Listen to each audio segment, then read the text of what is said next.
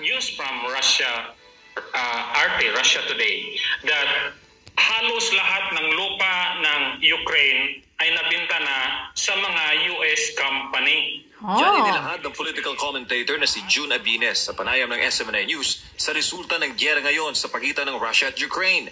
Saad niya, Amerika ang totoong nakikinabang sa nasabing digmaan.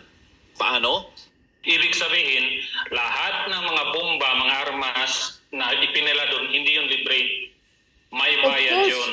Kumbaga, utang yun. At ang ipangbabayad ang lupa ng Ukraine na known as a very fertile and productive soil, yung land ng Ukraine. Ang US ang pinakamalaking foreign backer ng Ukraine, kaya ito pumasok sa giyera. Imahing dala sa pagbisita kamakailan sa Pilipinas ni Ukrainian President Volodymyr Zelensky.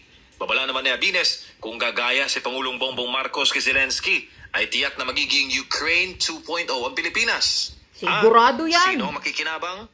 Anong gagawin ng Amerikano sa Pilipinas? The same pattern. Yes, correct. Matagal nang nakikita ng buong mundo yung pattern ng United States. Paano nila exploit yung mga small countries. And the very example is Ukraine. Sa administrasyong Marcos, lalo nagkaroon ng access sa military bases ng bansa ang mga Amerikano. USD na #1 military ally ng Pilipinas at taunan pa ang joint military exercises. Sa ilalim yan ang Mutual Defense Treaty natin sa American government. Tapos tayo, Pilipino, tatanga-tanga tayo.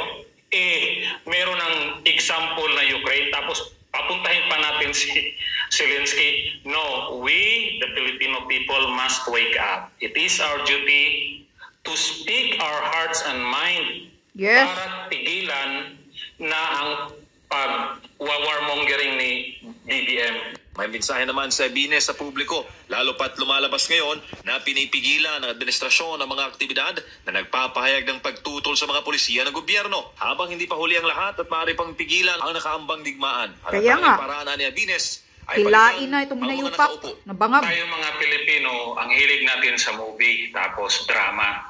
And every time may matapang, may mga bida na lumalaban sa matinding kalaban, iniidolo natin.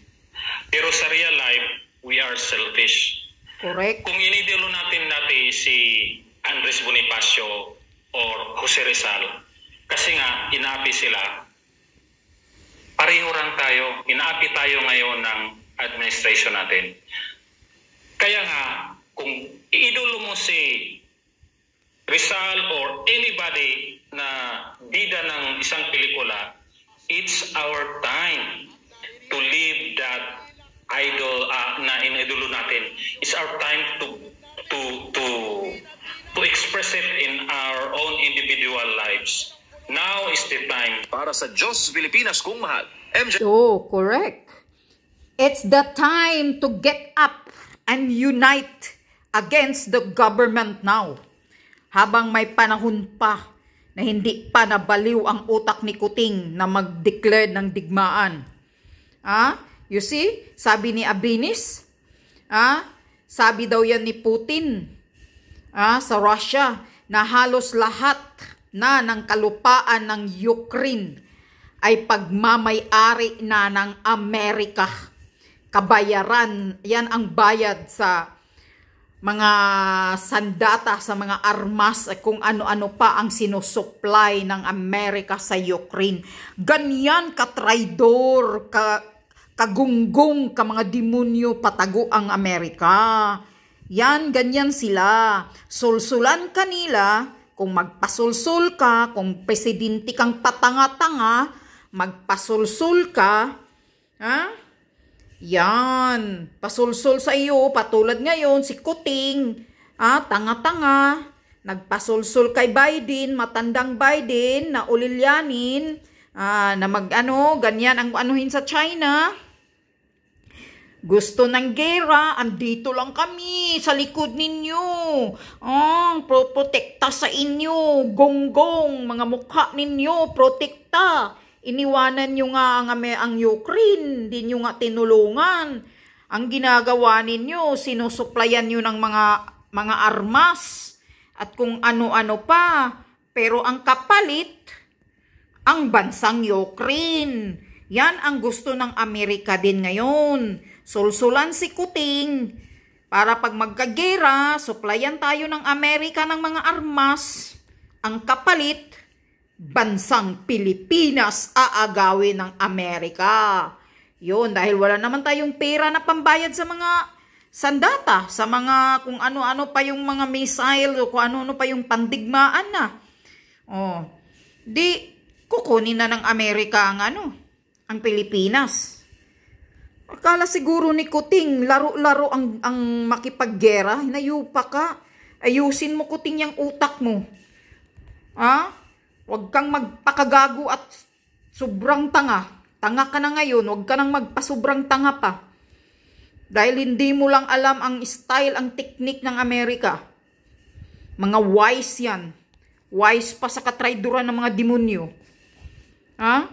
Tingnan mo, sabi ni Abinis ngayon, na halos lahat ng kalupaan na ng Ukraine ay pagmamay-ari na ng Amerika dahil kabayaran sa mga armas na binibigay sa kanila, sinusupply. O ano yan?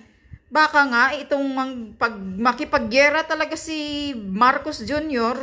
sa China, baka tayo ang Ukraine 2.0. Sino ang kawawa? Kaya pala si Zelensky pumunta sa Pilipinas. Iba pala yung pakay dyan. Baka magpa-recruit na naman. Yun ang ayaw. Yun naman talaga ang kinagagalit ni Putin noon kay Zelensky. Dahil bago magsimula ang gera, natandaan ko talaga yun, nabasa ko talaga yun sa news. Noon, na bago magsimula ang gera, sinabihan siya ni Zelensky o ni Putin na wag kang magpapauto sa mga mga demonyo Amerika o kung ano-ano pang nagpapauto sa iyo. Nasasakupin ka, isasali ka nila sa grupo nila, kung ano-ano yung mga kalitsihan dyan. Ayaw ni Putin ng ganun kasi si Putin sanay yan eh. Matalino yan, alam niya ang mga galawan ng mga traidor na mga bansa. Kung ano lang ang pakay. Dinidipinsahan siya ni Putin. Hindi naman nakikinig kang Putin. Nakikinig naman sa mga hinayupak na mga sulsul ng ibang bansa. Di dyan nagalit si Putin. Yun ang katotohanan. Yun talaga ang simula. Kaya sabi ni Zelensky kahapon sa interview ng GMA, bigla na lang daw silang binumba ni Putin. Dahil doon, yon ang simula, kaya binumba ka ni Putin. Wala kang utak kasi. Nagpabububuhan ka, nagpapadala ka. Tingnan mo, nung nandoon ka sa NATO, o saan, hindi ka na nga pinapansin si Zelensky, pinapabayaan ka na, ni walang nakikiusap sa'yo, nakipag-usap sa'yo. Kita doon sa pictures. Yan, ikaw Kuting, gusto mo siguro matulad tayo ng Ukraine 2.0. Grabe.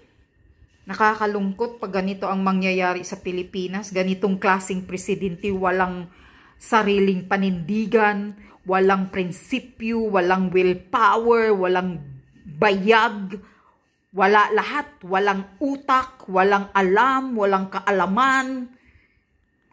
Diyos, grabe. Yan, binoto Marcos Pamor kayo. Nayupak na binoto ninyo eh. Kaya lahat tayo ngayon damay-damay nagtitiis sa ganitong hirap.